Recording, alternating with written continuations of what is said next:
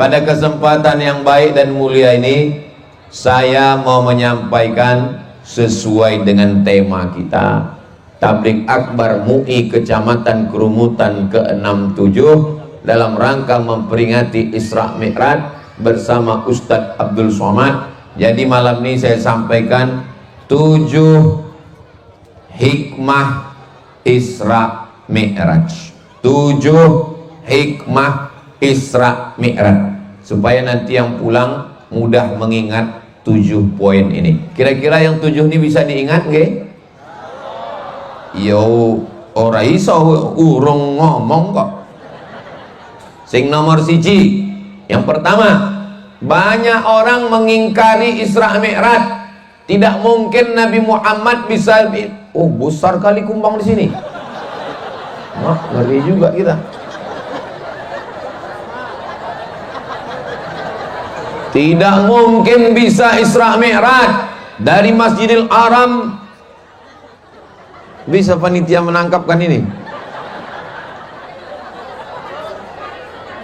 Dari Masjidil Haram ke Masjidil Aqsa, dari Masjidil Haram ke Masjidil Aqsa 1500 km, naik pesawat 1 jam lebih.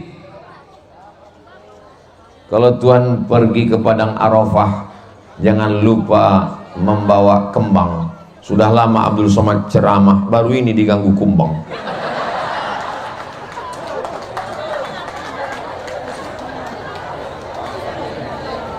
Kalau Tuhan mau melirik kembang, kembang dilirik pakai keker. Takut dengan kumbang, untunglah ada abang dari Banser. Sampai mana tadi? Hilang pula konsentrasi saya. Hah? Apa pula kumbang? Bahwa Isra Mi'raj ini katanya tidak masuk akal. Gila ini yang percaya ini. Masa iya dari Masjidil Haram ke Masjidil Aqsa 1500 km, waktu itu belum ada pesawat, orang naik unta. Sedang dari kota Makkah ke Madinah saja naik unta 8 hari 8 malam. Ini kok bisanya dari Masjidil Haram ke Masjidil Aqsa, naik ke Sidratul Muntaha, turun lagi, tidak sampai sepertiga malam. Maka mereka mengejek Nabi Muhammad. Mereka katakan sahir, tukang sihir, kazab, penipu, asatirul awalin, tukang dongeng, tukang bohong. Lalu kemudian, apakah masyarakat Kerumutan percaya? Enggak apa-apa kalau ada yang bilang saya enggak percaya, neraka masih kosong. Siapa yang tidak percaya Isra, kafir. Kenapa? Karena satu ayat bercerita, Subhanalladzi asra bi'abdihi laylam minal masjidil harami ilal masjidil aqsa alladzi barakna hawlahu linuriyahu min ayatina innahu huwas sami'ul basir. Ingkar kepada satu ayat ini, maka kafirlah dia. Mudah-mudahan kita sampai anak cucu kita beriman dengan Isra Mi'raj. Kita peringati terus setiap tahun insyaallah. Amin ya rabbal. Terus alasan masuk akalnya gimana Pak Ustadz? Masa iya bisa Isra Mi'raj? Oke, gimana cara memasukkan ke akal ya? Begitu saya sampai di Kerumutan tadi, rupanya saya dari Rimbo Panjang tadi, ada semut yang masuk ke kantong saya. Datang lagi kumbang.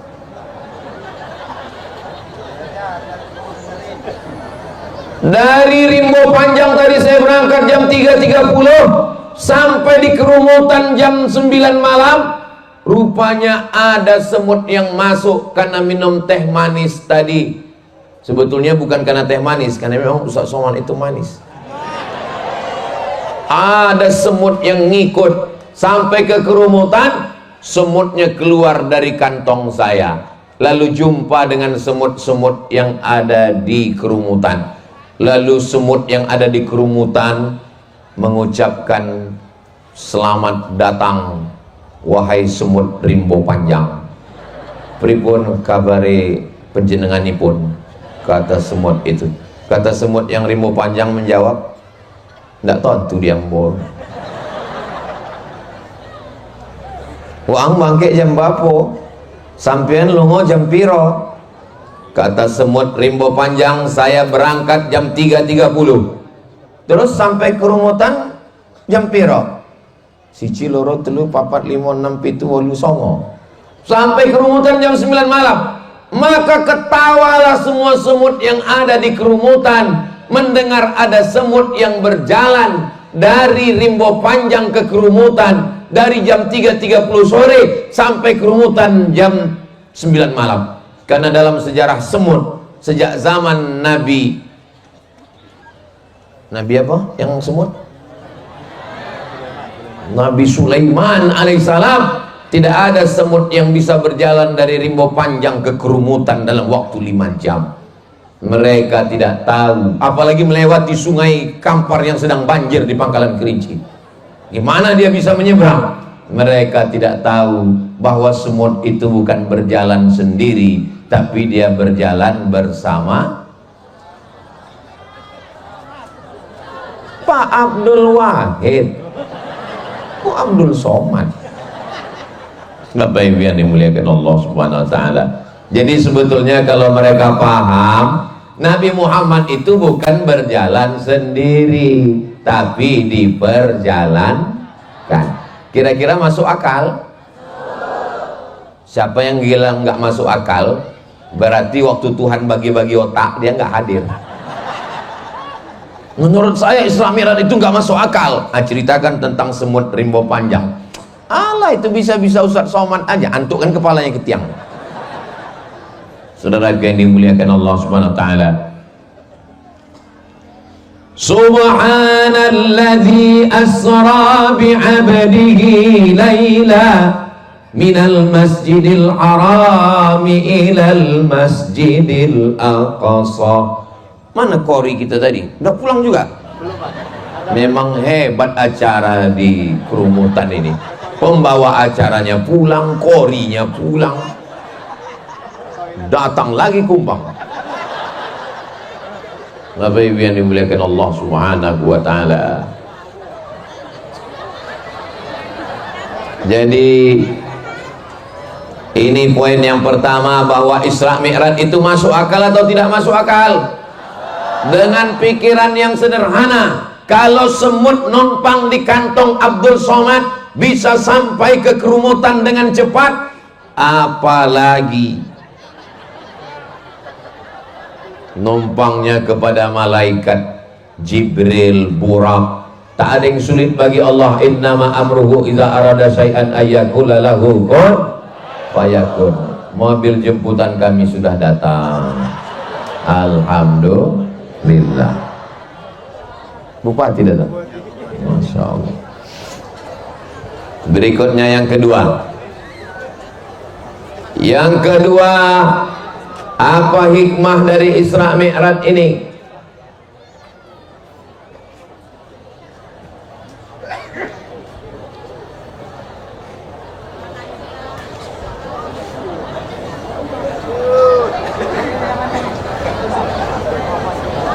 Banyak betul gangguan ceramah malam ini.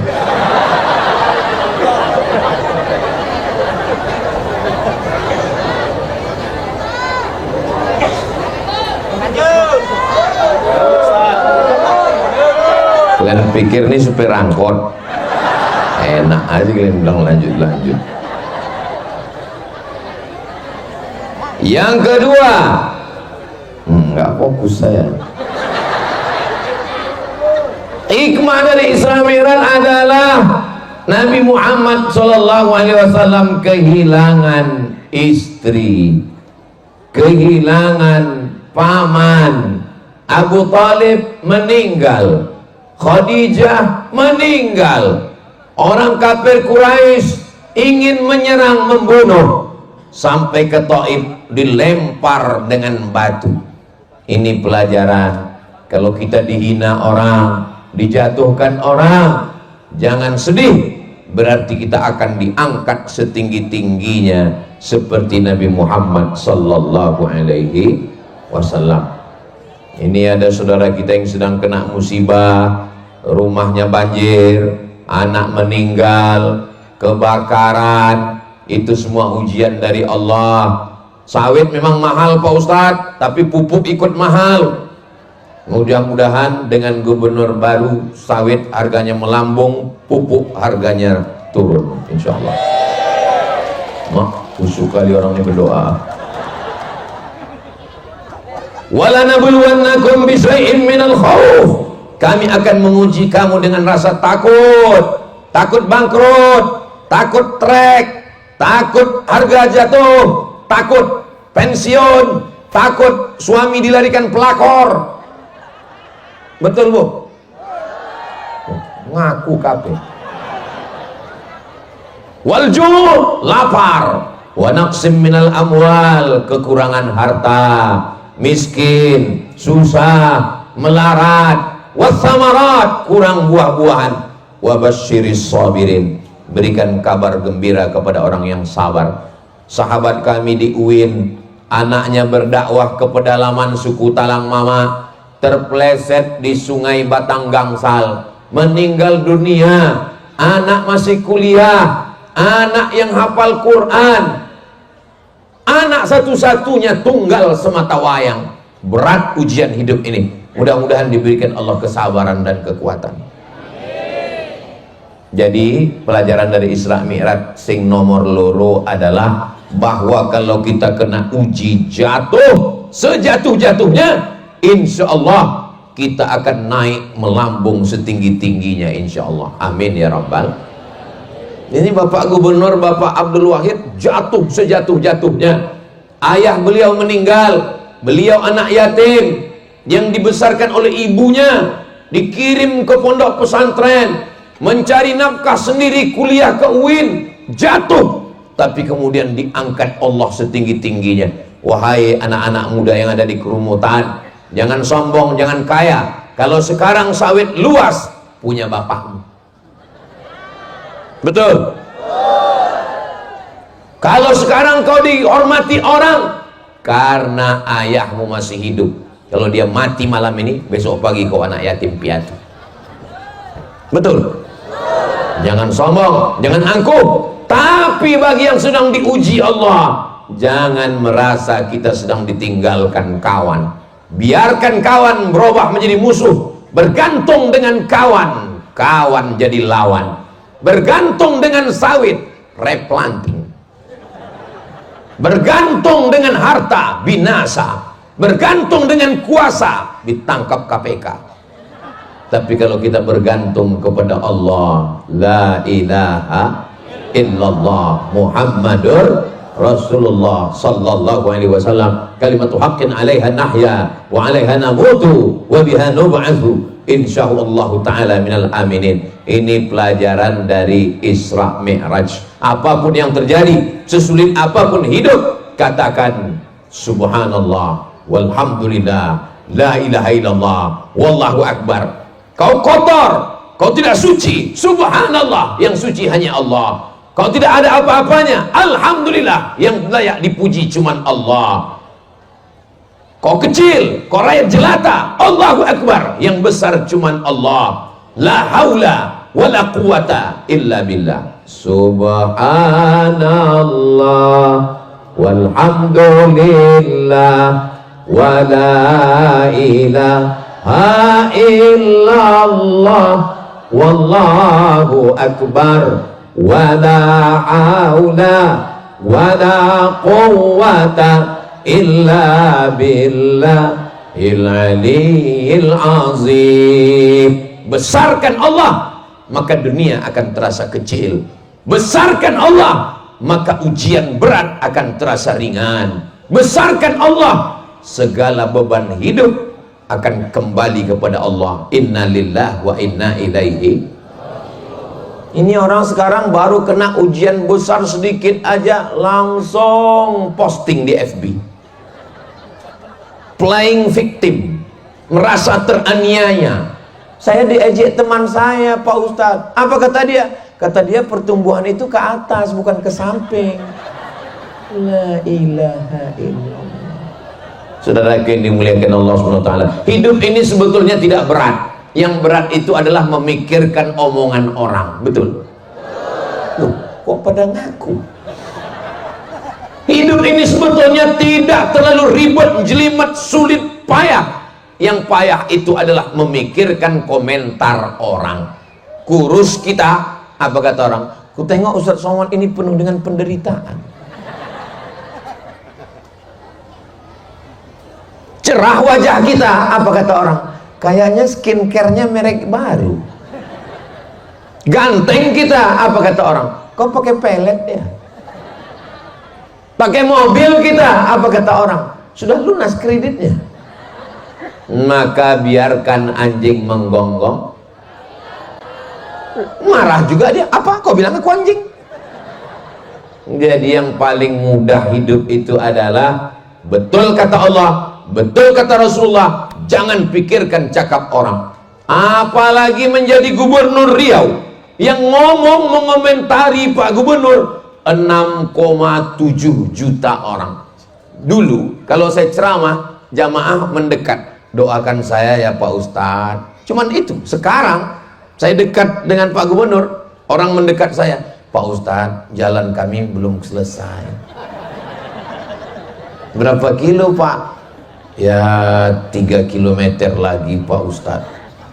Perasaan tadi saya ke Kerumutan jalannya bagus semua. Iya, karena Ustadz tidur.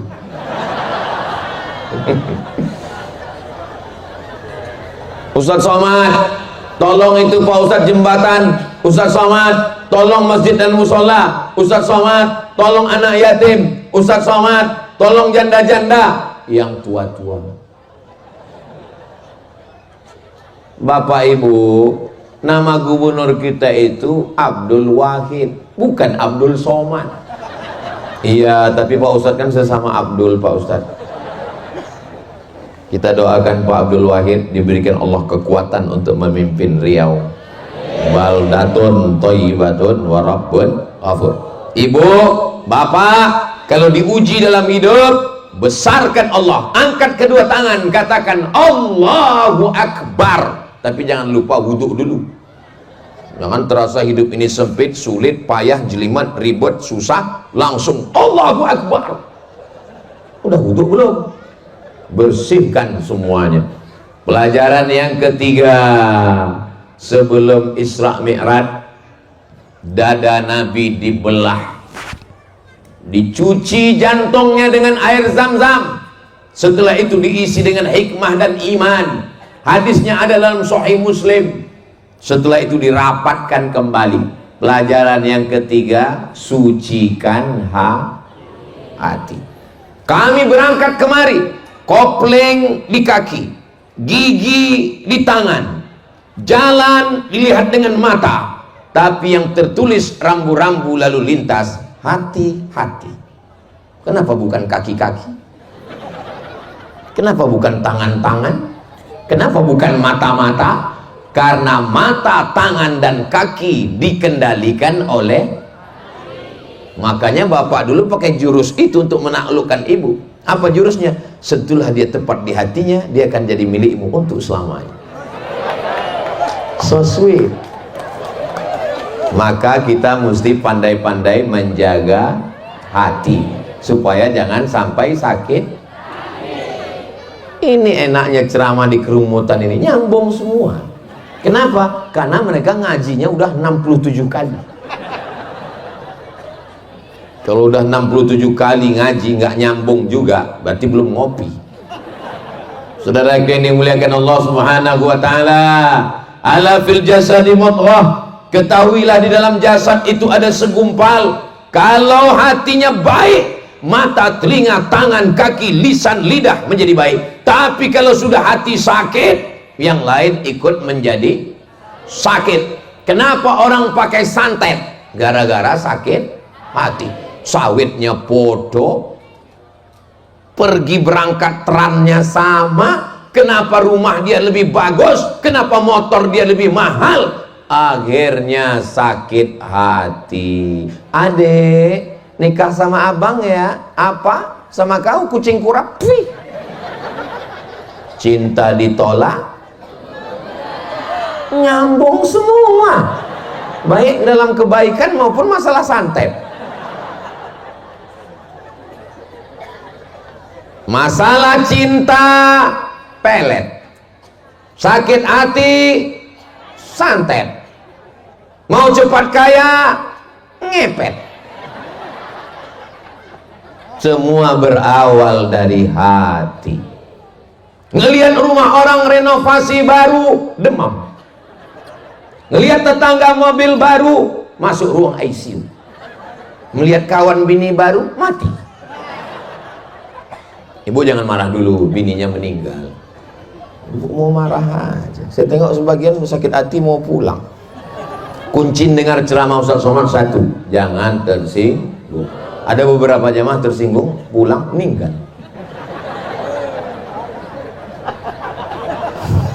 Ibu tersinggung? Takut. Ketok iki wedi kabeh. Salatullah salamullah ala Taha Rasulillah. Salatullah salamullah ala Yasin Habibillah.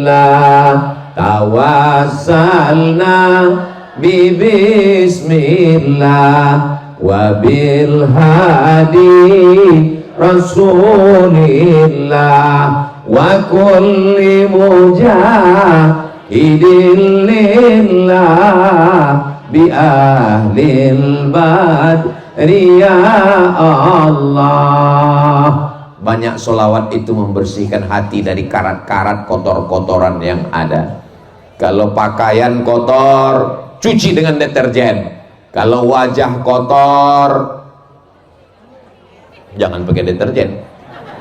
Tapi kalau hati kotor, memperbanyak sodaqoh, solawat. Saya nggak bisa solawat pakai lagu seperti Ustaz Somad, nggak usah pakai lagu.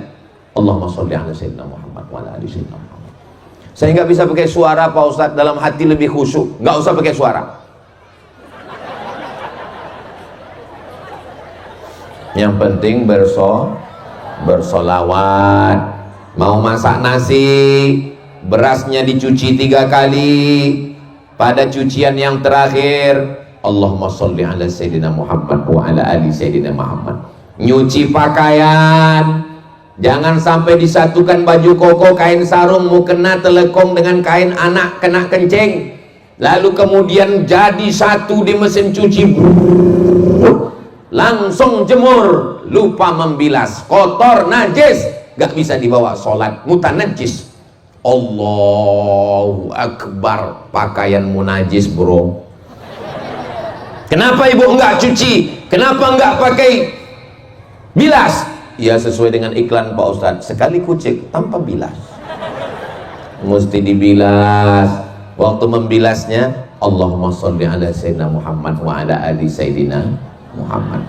Anak-anak batuk, ambil kembang semangkuk, ambil selasih, ambil gula batu, embunkan di tengah malam, bacakan sholawat, Allahumma sholli ala sayyidina Muhammad wa ala ali sayyidina. Suami demam sakit, gak bisa sholat subuh, bacakan sholawat bi barokati Nabi Muhammad, Allahumma sholli ala sayyidina. Gak bangun juga, bisikkan ke telinga sebelah kanan, la ilaha illallah. Ibu siap? Hati-hati Pak besok subuh. Saudara yang dimuliakan Allah Subhanahu wa taala. Jadi kalau Nabi Muhammad SAW hatinya dibersihkan oleh malaikat Jibril dengan air Zam-Zam, maka kita membersihkan hati kita dengan solawat kepada Nabi Muhammad Sallallahu Alaihi Wasallam. Doakan supaya yang ceramah, yang ngomong ini hatinya bersih. Soalnya kalau hati kita kotor, namanya sama-sama Abdul, lebih muda, kok bisa dia gubernur? Hasad, dengki, busuk hati, marah. Siapa yang sudah meracuni? Yang disalahkan setan. Kata setan, aku sudah lama pensiun. Saudara yang dimuliakan Allah Subhanahu wa taala. Sebenarnya hasad, dengki, busuk hati yang bergelora di dalam jiwa kita, padamkan dengan air wudhu, matikan dengan sholawat, tekan dengan takbir. Mudah-mudahan Allah mensucikan, membersihkan hati kita semua, insya Allah. Amin ya rabbal alamin. Yang ke, saya ingat. Terus kalau ingat kenapa Ustaz nanya?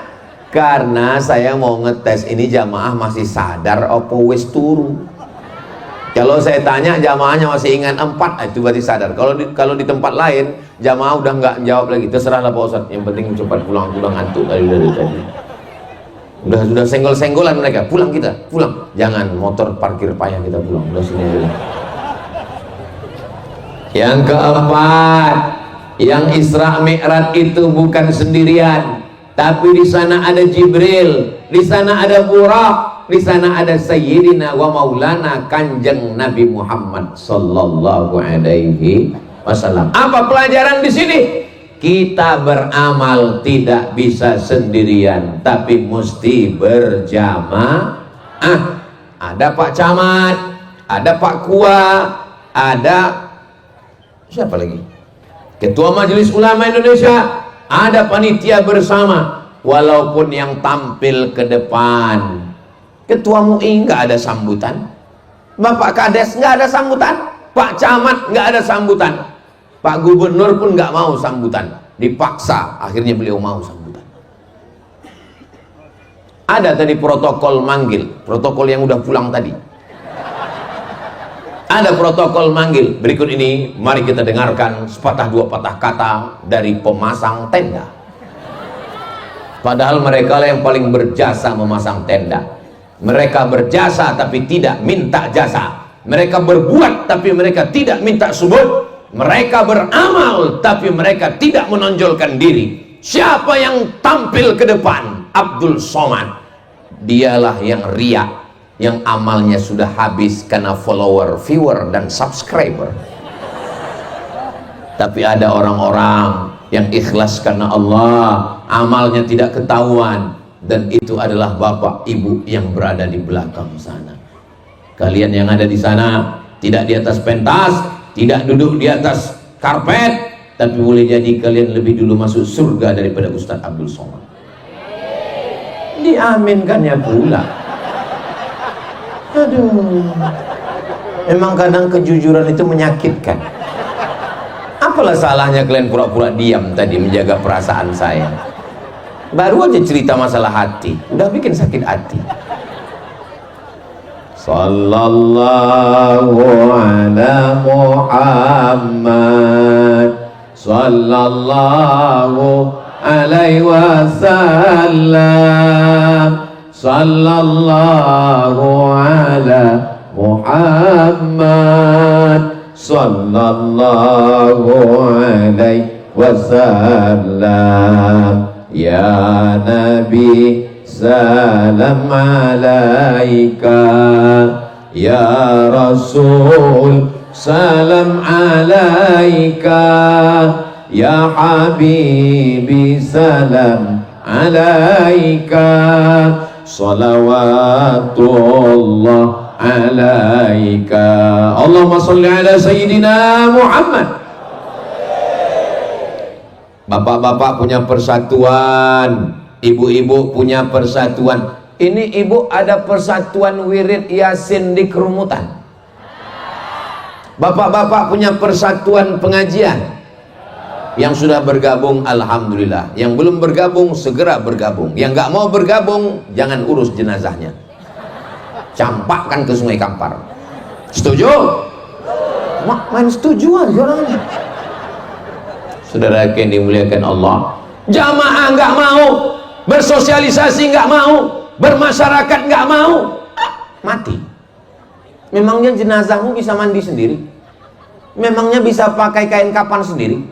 Memangnya bisa jalan sendiri ke pemakaman? Kalau kau bisa jalan sendiri berarti kau zombie.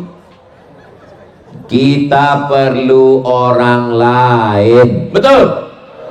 Jangankan mau mandi, jangankan mau pakai kain kapan, jangankan menggali kuburan, menutup kelopak mata pun nggak bisa kalau kita sudah mati. Inna lillahi wa inna ilaihi raji'un. Mata terbelalak melihat ruh keluar dari badan. Mati jam 1, datang ibu melihat, bini pun takut. Wow. Akhirnya pergi ke masjid, minta Pak Imam datang ke rumah, Ketua MUI datang, Ustadz datang, Pak Kua datang untuk menutup mata. Inna lillahi wa inna ilaihi raji'un. Berikutnya yang kelima. Tolong ingat baik-baik 7 ini, karena ini akan keluar dalam UAS, ujian akhir semester. Nabi melihat waktu Isra Mi'raj itu ada tanaman dipanen, dipotong, tumbuh lagi, dipotong, tumbuh lagi. Kalau sawit dipotong dahannya, tangkainya, berapa hari lagi baru panen? Seminggu, 10 hari. Kalau kelapa 1 bulan, 2 bulan. Kalau bunga mawar 1 bulan. Tapi ini begitu dipotong langsung tumbuh, dipotong langsung tumbuh. Sahabat bertanya Nabi kepada malaikat Jibril, ya Jibril, opo iki? Apa ini wahai Jibril? Kenapa begitu dipanen dia tumbuh lagi? Kata malaikat Jibril, ini adalah orang yang berjihad dengan hartanya, bersedekah, membangun masjid. Apa nama masjid kita? Masjid At-Taqwa. Membangun masjid. Nanti dia di akhirat mendapatkan amal yang tidak putus.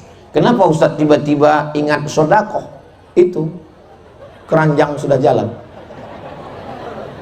Tapi kelihatannya keranjang di tempat ibu-ibu lebih banyak. Kenapa? Karena memang yang megang duit sawit ibu-ibu. Bapak-bapak ini cuma megang dodos aja.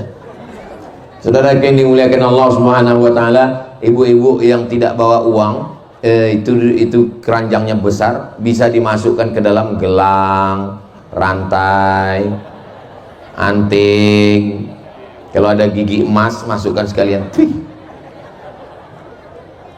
Ini orang kerumutan ini kaya-kaya.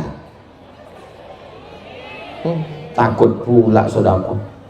Dari mana Ustaz tahu orang kerumutan ini kaya-kaya? Orang Banjar Panjang ini kaya-kaya. Dari mana Ustaz tahu?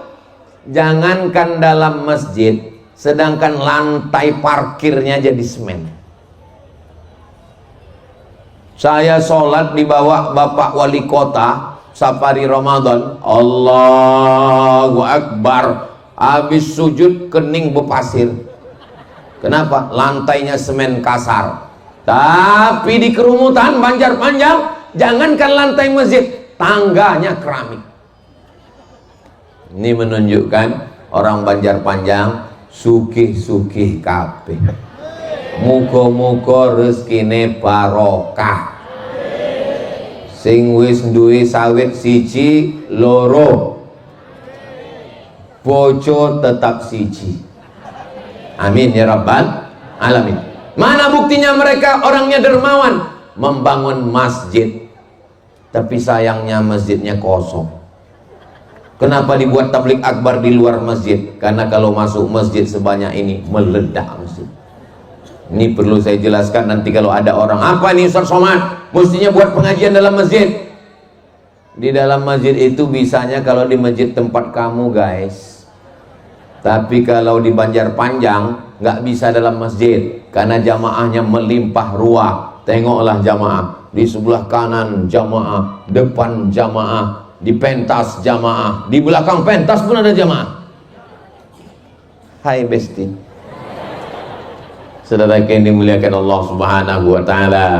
Jadi yang keenam adalah bersedekah. Ini banyak juga jamaah ini pura-pura khusyuk mendengar ceramah biar supaya keranjang lewat.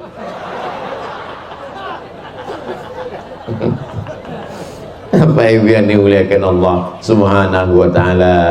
Mudah-mudahan yang berwakaf, berinfak, bersedekah rezekinya berkah, panjang umur, keluarganya sakinah mawaddah warahmah, yang sakit-sakit diangkat penyakitnya, sing urung duwe bojo supaya cepat ketemu jodoh. Yang bilang amin yang belum nikah aja. Saudara yang dimuliakan Allah Subhanahu wa taala, karena orang-orang mati yang sudah masuk ke liang kubur, liang lahat, ditanya oleh malaikat, hai jenazah-jenazah, hai orang mati, hai orang yang ada di kubur, maukah kalian hidup lagi? Jawab. Apa kata orang yang sudah mati dalam liang kubur? Laula akhartani ila ajalin qarib. Hidupkan saya ya Allah, buat saya urip, buat saya hidup, walaupun hanya semenit, walaupun hanya sedetik. Kalau kamu hidup, kamu mau buat apa? Fa as-sadaqa, saya mau bersedekah. Ternyata orang mati itu kalau hidup dia nggak mengatakan saya mau haji, enggak, saya mau tahajud, enggak. Tapi apa kata dia? Fa as-sadaqa, saya mau bersedekah. Apalagi di tempat kita kalau buat bersedekah amalnya jelas. Bersedekah berdiri masjid, bersedekah program MUI 67 tabligh akbar. Ketua MUI nggak tampil gambarnya ke depan, Pak Camat nggak ada, yang ada cuman gambar Ustadz Abdul Somad. Tolong gambar ini nanti dijaga ya, soalnya setelah pileg kemarin banyak gambar-gambar caleg itu saya lihat dibuat jadi penutup WC di pinggir jalan. Jangan sampai ini kalian buat penutup WC. Bayangkan gambar ini penutup WC bagian dalam, kalian mau jangan dibayangkan sekarang, apalagi pas sendirian. Besok pagi ibu saudara yang dimuliakan Allah Subhanahu wa ta'ala, kalau kita bisa jangan sampai hidup ini tidak pernah meleleh sekalipun. Ustadz Somad, ada orang kaya di kampung kami Pak Ustadz, sebelah kanan sawit, sebelah kiri karet, sebelah depan ruko. Kalau lewat Kolbisel 10 punya dia 7, yang 3 punya orang. Kayanya. Tapi kalau dia pergi kemana-mana, botolnya nggak pernah ganti, diisi air dari dapur. Pakai tas laptop, isinya rebus ubi. Terasa lapar, kunyah.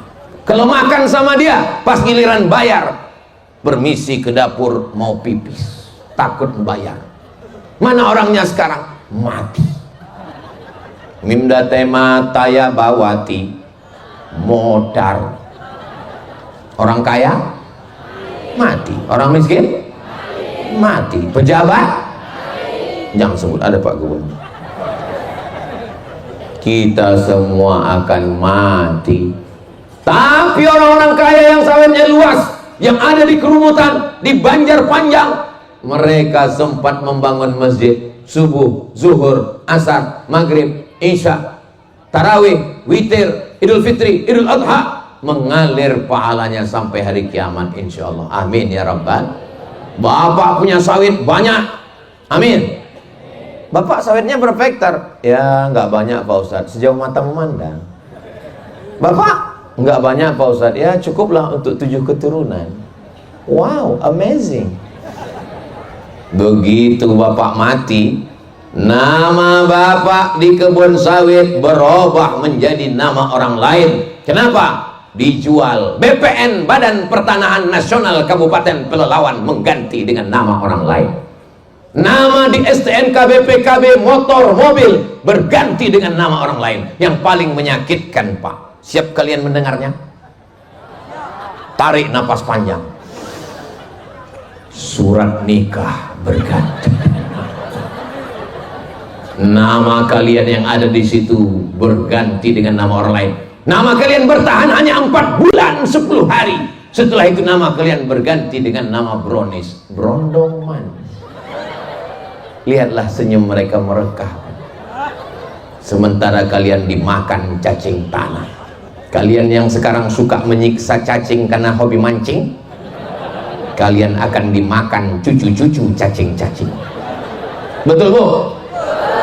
Betul kata mereka. Namamu, rumah yang kau bangun, kau yang menggambarnya, ini ruang tamunya, ini tempat nonton TV-nya, ini dapurnya, ini warna keramiknya.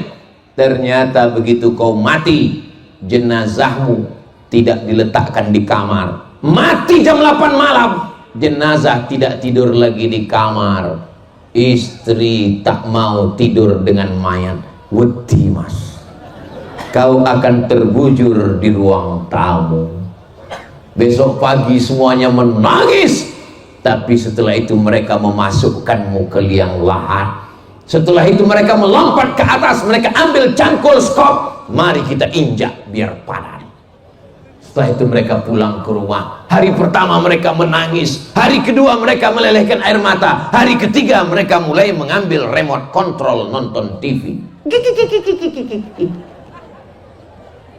Hidup hanyalah sepotong cerita.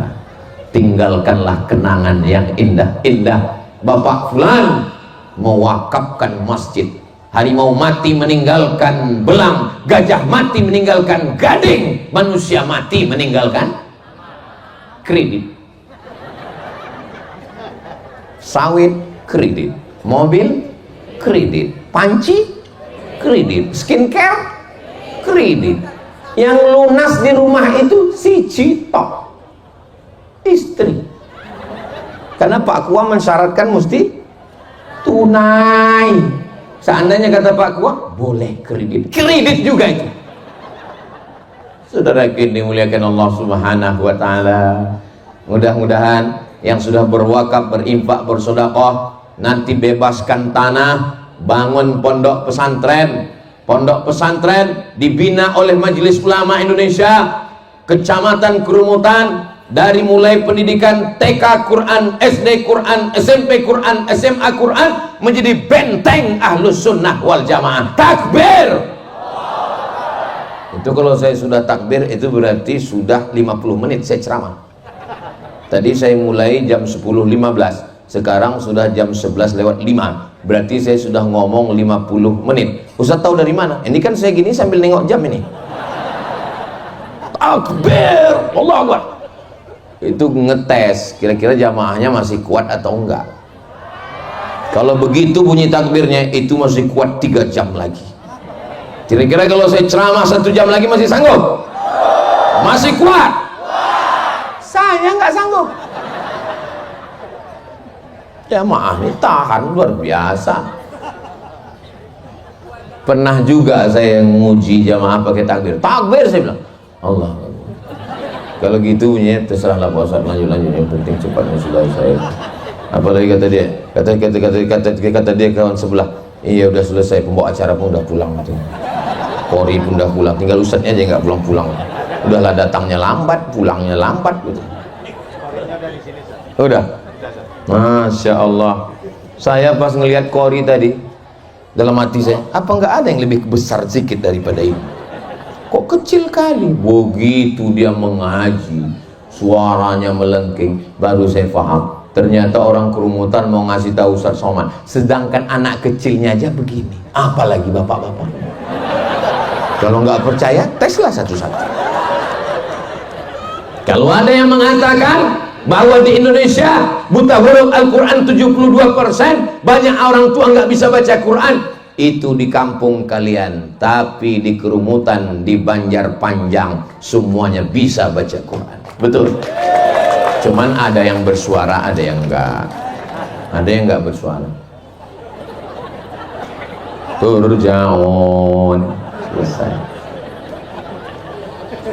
Allahumma arhamna bil Quran waj'alhu lana imamau wa nurau wa hudau wa rahmah. Allahumma zakirna minhuma nasina wa 'allimna minhuma jahilna warzuqna tilawatahu ana al-laili wa atrafan nahar waj'alhu lana hujjatan ya rabbal alamin. Mudah-mudahan anak kita menjadi para penghafal Quran. Kadang kita nengok orang itu enak, padahal jadi orang itu belum tentu enak. Enak ya Ustaz Somad itu di atas pentas, dilihat orang. Cobalah selesai acara ini naik bapak ke atas. Ibu-ibu yang mengatakan saya di sini nih enak, nanti habis acara naiklah kalian ke atas. Karpet ini basah, tahu nggak kalian? Ini balik dari sini gembung ini. Ini kalau nggak saya ceritakan, kalian merasa kalian yang paling susah di bawah. Padahal di atas ini lebih susah lagi. Kalian kan duduk di bawah, aku dari tadi berdiri bercakap lagi. Kalian duduk tinggal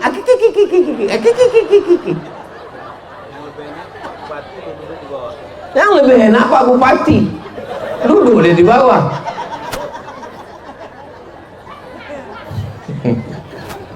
Tak nampak Pak Bupati.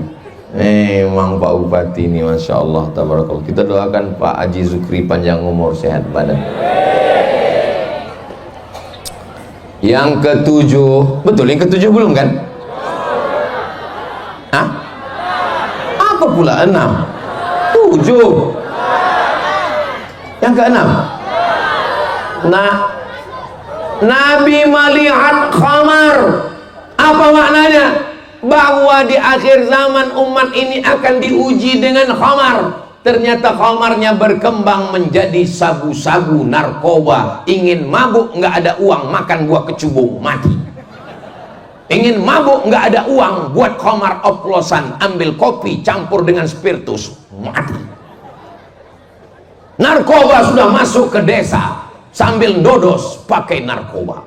Pas ditanya, kenapa kamu dodos pakai narkoba? Biar semangat. Harga sawit jatuh, dodos dijual, beli narkoba.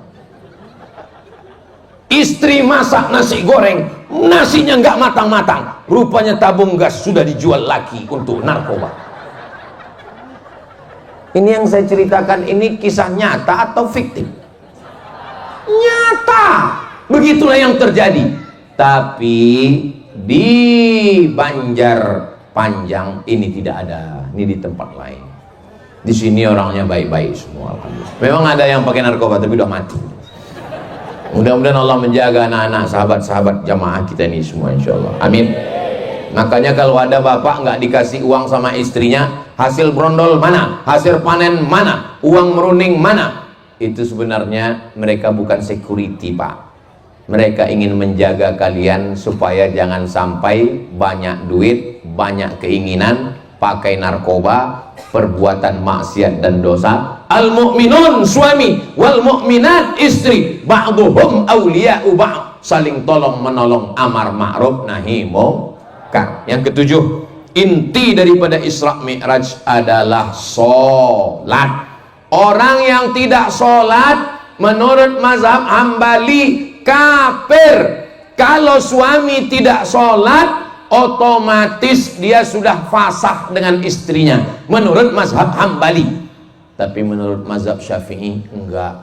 Alhamdulillah, saya mazhab Syafi'i Pak Ustaz. Jadi kalau ada bapak ibu dengar ceramah di YouTube, siapa yang suaminya enggak sholat, itu otomatis sudah pisah dengan istrinya. Itu menurut mazhab Hambali. Kalau menurut mazhab Syafi'i, dia tetap masih suami istri, tapi dia tergolong fasik. Yudillu bihi katsira wa yahdi bihi katsira wa ma yudillu bihi illa al-fasiqin. Fasik disesatkan Allah Subhanahu wa taala. Mudah-mudahan suami-suami ibu yang belum sholat dibukakan pintu hidayah sholat, insyaallah. Amin. Kalau ibu punya suami nggak sholat, berarti selama ini ibu satu ranjang sama genderuwo.